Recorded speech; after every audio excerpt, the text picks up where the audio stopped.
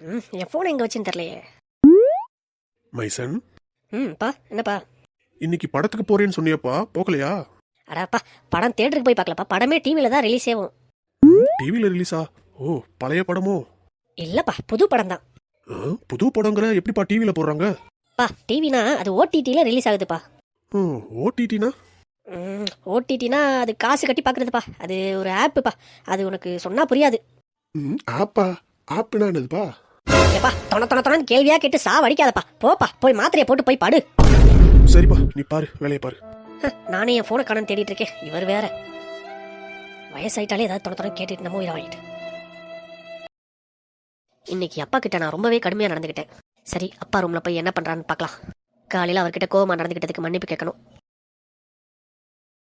அப்பா அப்பா அசந்து தூங்குறாருன்னு நினைக்கிறேன். சரி, அவரை தொந்தரவு பண்ண வேணாம், நம்ம அப்புறமா பேசிக்கலாம். என்னது டைரி மாதிரி இருக்கு? டைரியா தான் பாரா, அப்பாக்கு டைரி எழுதுற பழக்கம்லாம் இருக்கா? சரி, எடுத்துட்டு போய் படிப்போம். 1998 செப்டம்பர் 27. அப்பா அப்பா, என்னதுப்பா அது இவ்வளோ வெளிச்சமா இருக்கு அந்த பெட்டிக்குள்ள? மைசன், அதுதான் டிவி. டிவினா? டிவினா இதில் நம்ம வீட்டில் இருந்தவங்களே படம் பார்க்கலாம்ப்பா.